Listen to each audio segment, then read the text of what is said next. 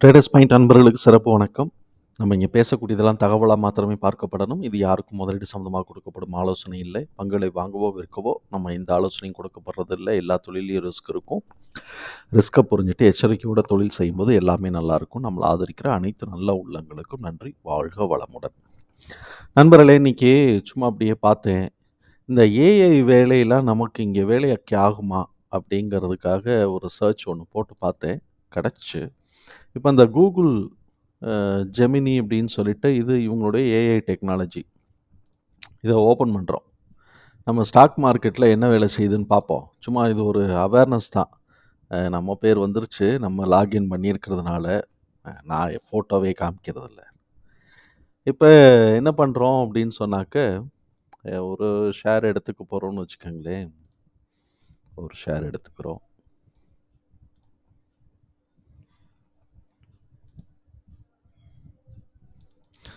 இப்போ நமக்கு வந்து என்ன பண்ணியிருக்கிறேன், ஹெச்டிஎஃப்சி பேங்க் எடுத்திருக்கிறேன். வீக்லி போட்டிருக்கிறேன். நீங்கள் எதில் வேணாலும் போட்டுக்கலாம். என்ன டைம் ஃப்ரேம் வேணாலும் போட்டுக்கங்க. நான் சும்மா வீக்லி பார்த்துக்கிறேன். ஏன்னா லென்த்து கூட கிடைக்குமேங்கிறதுக்காக. இப்போ இதை போய் இப்படி இங்கே காப்பி பண்ணுறோம். இந்த இதை வந்து காப்பி இமேஜ் கொடுத்துட்டு நம்ம ஜெமினிக்குள்ளே வந்துட்டு இந்த இடத்துல வந்து பேஸ்ட் பண்ணிவிட்டு மேலே வந்து சப்போர்ட் அண்ட் ரெசிஸ்டன்ஸ்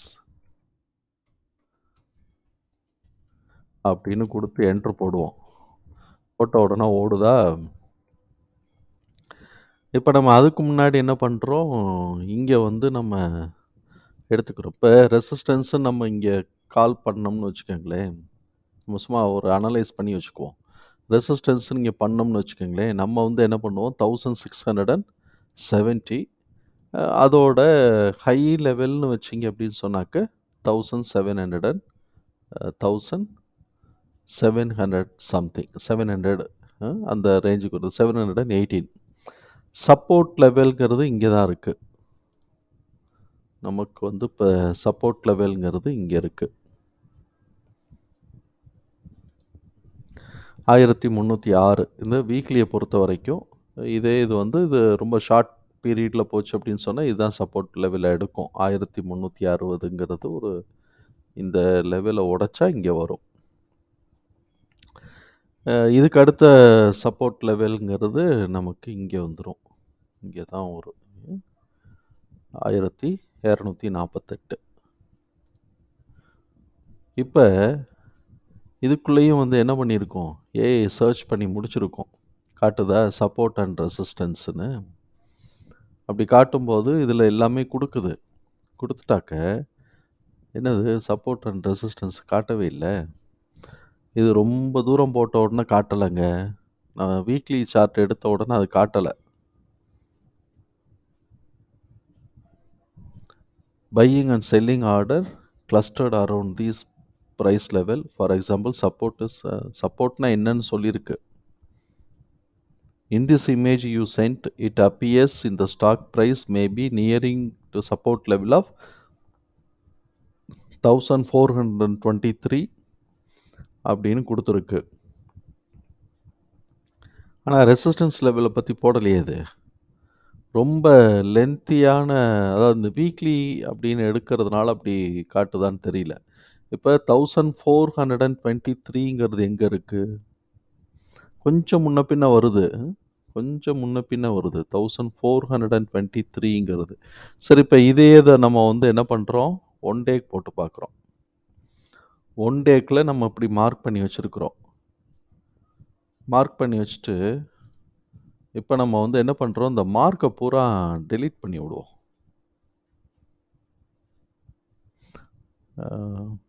மார்க்கை பூரா டெலீட் பண்ணி விடுவோம், ஹைட் பண்ணி விட்ருக்குறேன். நம்ம ஆல்ரெடி மார்க் பண்ணினதுனால ஒருவேளை அது மாதிரி வருதான்னு பார்ப்போன்ட்டு. இப்போ சப்போர்ட் அண்ட் ரெசிஸ்டன்ஸ்னு போடுவோம்.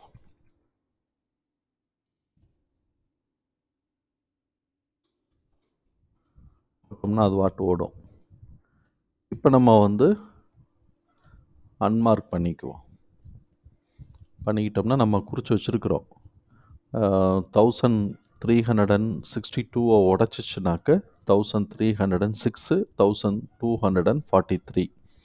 ரெசிஸ்டன்ஸ்னாக்க 1673, அதுக்கப்புறம் 1718. இதுக்குள்ளே தானே வரணும். இது என்ன சொல்லுதுன்னு பார்ப்போம்.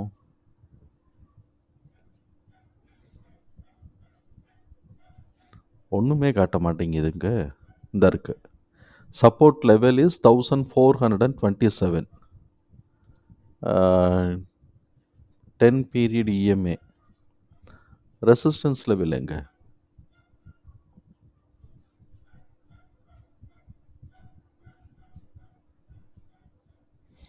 இது வரல. நம்ம இதில் போடுவோம்.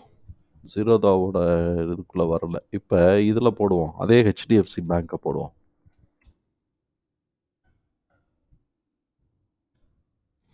போட்டுட்டு நம்ம வந்து இதில் இருக்கக்கூடிய டூல்ஸை பூரா நம்ம என்ன பண்ணுறோம், ஹைட் பண்ணுறோம். டூல்ஸை பூரா ஹைட் பண்ணிவிட்டு ஒன் டேயில் எடுத்துக்கிறோம். ஒன் டேயில் அப்படி எடுத்துக்கிறோம். எடுத்துட்டு இப்போ நம்ம வந்து காப்பி இமேஜ் போட்டு முதல்ல சப்போர்ட் அண்ட் ரெசிஸ்டன்ஸை முதல்ல வாங்கிப்படணும். அதுக்கப்புறம் அடுத்த டூல் போவோம்.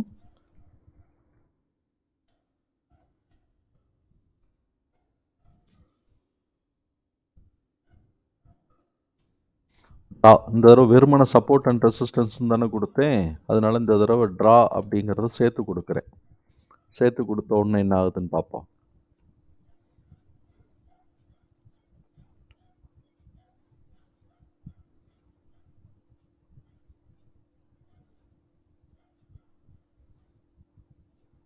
இங்கே பார்த்தீங்களா, இவன் என்ன பண்ணியிருக்கிறாங்க, potential support zone 1423, 1380.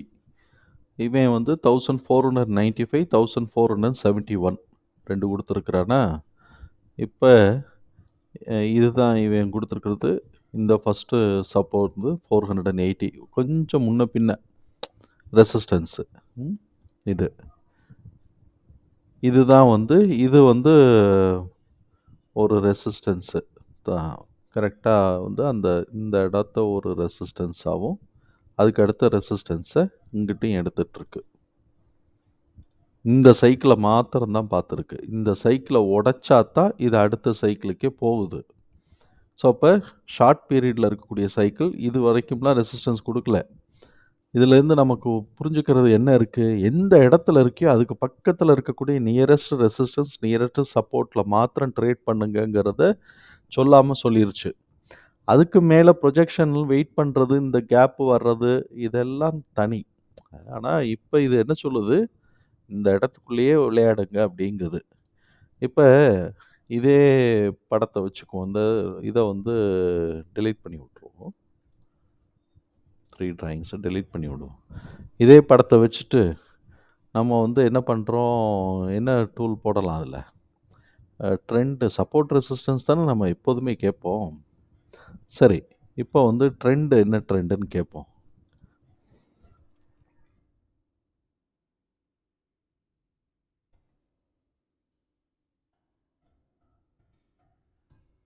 And best buying price அப்படின்னு போடுவோமே. இப்படி போட்டோம்னா என்ன நடக்குதுன்னு பார்ப்போம். நம்மளோட கேள்வியை பூரா போட வேண்டியதானே ஏஐயில். கேள்வியை பூரா போட்டு ஏதாவது செய்வோம்.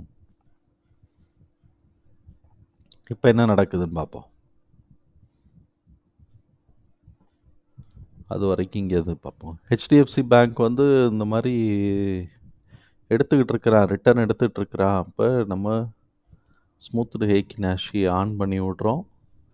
இவன் வந்து க்ரீன் கலர் ஃபார்ம் ஆயிடுச்சு. க்ரீன் கலர் ஃபார்ம் ஆயிடுச்சுனாலே மேலே இந்த மாதிரி ஏறுறதுக்கான வாய்ப்பு இருக்குது. இந்த கேப் வரைக்கும் நம்ம வந்து எதிர்பார்க்கலாம்.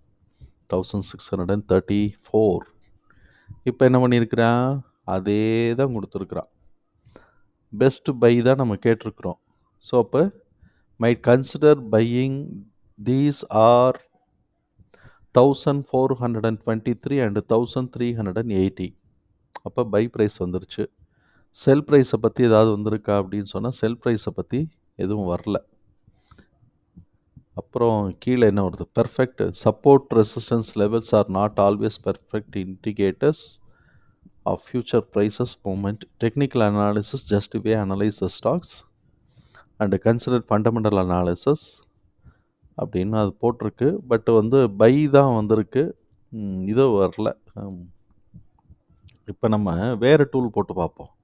சும்மா அப்படியே நீங்களும் உங்களுக்கு ஏதாவது போடணும்னாலும் போட்டு பார்க்கலாம். இப்போ இதுக்கு பதில் என்ன பண்ணுறோம், ஃபிபினாசின்னு போடுவோம்.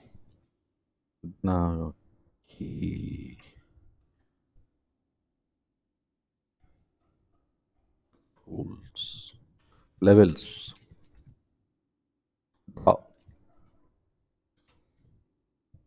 போடுவோம், என்ன வருதுன்னு பார்ப்போம்.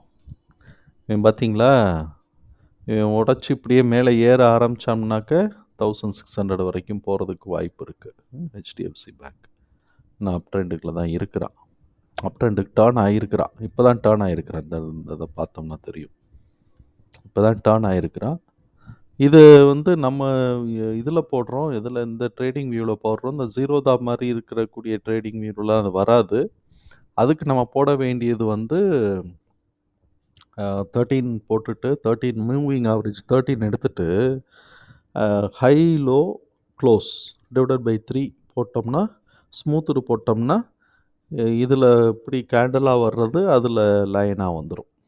ஆனால் என்ன, இதில் கலர் ரெட்டு க்ரீன்லாம் வருது, அதில் அப்படிலாம் வராது, ஒரே க்ரீன் தான்.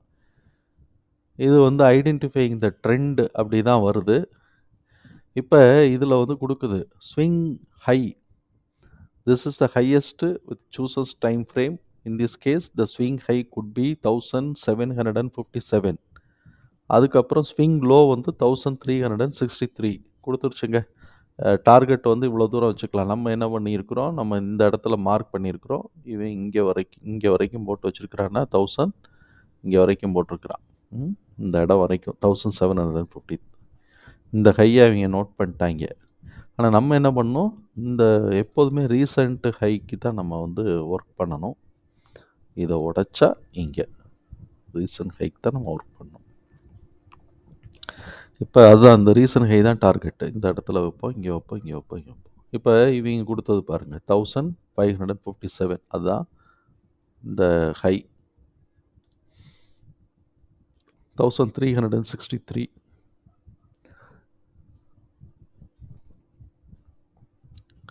இதுதான் இந்த லோ. இந்த லோ இந்த ஹைக்குள்ளேயே ஆக்ட் ஆகுது அப்படிங்கிறத அது காட்டுது. ஃபிபினாசின்னு தானே நம்ம போட்டோம், ஃபிபினாசி வரலையே. இந்த வருது 23, 38, 76, 61 வருது.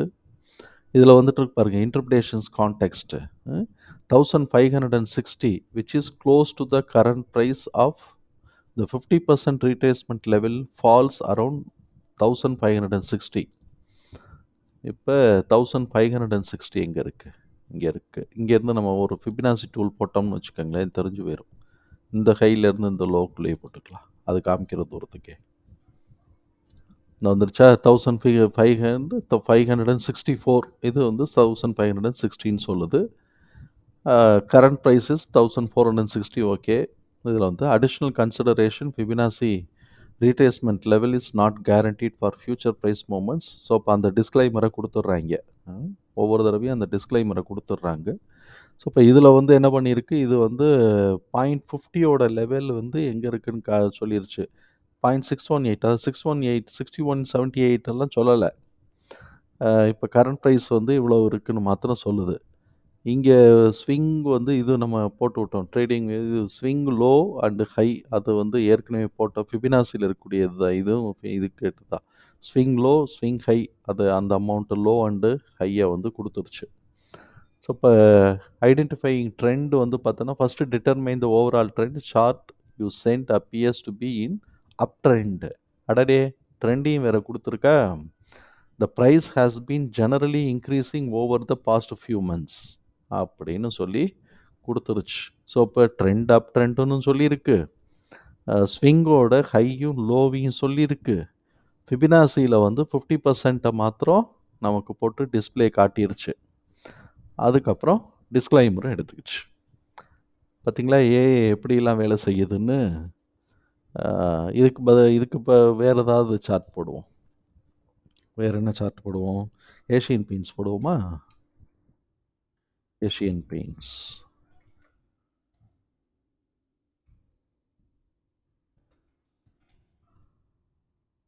Asian paints.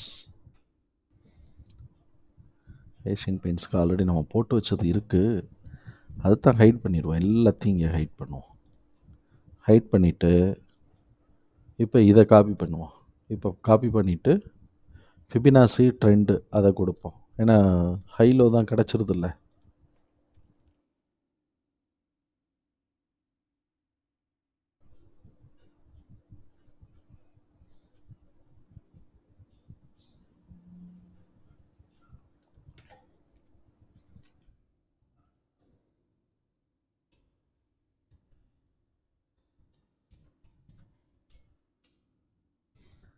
Levels and price. Fibonacci levels and price அப்படின்னு சொல்லி போட்டிருக்கிறோம். ஏற்கனவே என்ன ஹெட்டுன்னு லெவல் ட்ரான்னு போட்டிருக்கிறோம். இந்த தடவை லெவல் அண்ட் ப்ரைஸ்ன்னு போட்டிருக்கிறோம். அடுத்த ரோவை நான் பார்த்துக்குவோம். இது நம்ம எடிட் பண்ண முடியலையே. சரி, போட்டு வரட்டும். என்னதான் வருதுன்னு பார்ப்போம். Identify trend. ஏஷியன் பெயிண்ட்ஸுங்கிறத காட்டிருச்சு. Identifying trend. இது என்ன சொல்லுது? Determine the overall trend which is time frame you are interested in. Without more information it is difficult to say definitely, uh, but the chart suggests as upward trend over the long term. பின்னாடி ரொம்ப long term, இப்போ short term அப்போ கிடையாது சொல்கிறேன். 2000 stock price is currently trading at 2860. சரி, அப் trend continuous. Hour இது வந்து without knowing the time. இது வந்து டைம் ஃப்ரேம்லாம் தெரியலன்னா அது சொல்லி ட்ரெண்டு போட்டுட்டு ப்ரைஸ் வந்து அதுக்கு கொடுத்த மாதிரி இதுக்கு ப்ரைஸ் கொடுக்கல. அதுக்கு கொடுத்த மாதிரி இதுக்கு ப்ரைஸ் கொடுக்கல. ஸோ அப்போ எல்லாத்துக்கும் அது மாதிரி வர மாட்டேங்குது. சிலதுக்கு வருது, சிலதுக்கு வரல அப்படின்னு நம்ம வச்சுக்கலாம். இந்த மாதிரி வந்து ஏஐயும் யூஸ் ஆகுது. இது யாருக்கு யூஸ் ஆகும் அப்படின்னு சொன்னால், இப்போ தான் மார்க்கெட்டில் புதுசாக உள்ளே வராங்கல்ல, அவங்களுக்கெல்லாம் வந்து எது சப்போர்ட்டு, எது ரெசிஸ்டன்ஸ், எப்படி எடுக்கிறோன்னுலாம் தெரியாமல் இருக்கிறாங்க இல்லைங்களா? அவங்களுக்கு யூஸ் ஆகும். ஒருவேளை ஃப்யூச்சரில் நம்மளே இதில் ரிஜிஸ்டர் பண்ணிவிட்டு இதெல்லாம் வந்துருச்சு, இதெல்லாம் போயிருக்குன்னு. இப்போ இந்த ஏஐ மெத்தடில் வந்து இந்த ஆல்கோ ட்ரேடிங்லாம் பண்ணுறாங்க இல்லைங்களா? அதுலலாம் ரிஸ்க் இருக்குது. அது சம்மந்தமாக வேறு என்ன மாதிரி ரிஸ்க் இருக்குங்கிறத அப்புறமா நம்ம பார்க்கலாம்.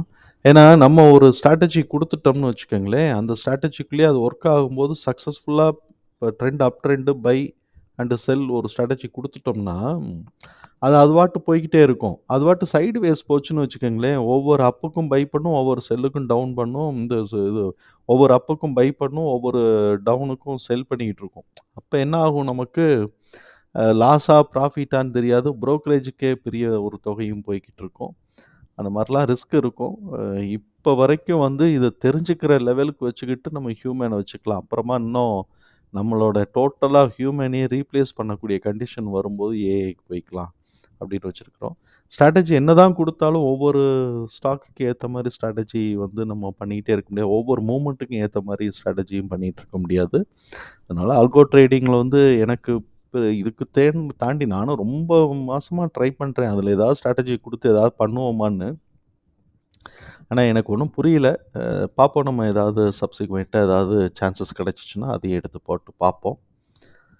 தகவல் வந்து ஷேரை பற்றி பேசலை, நம்ம சும்மா ஏஐ பற்றி பேசியிருக்கிறோம்.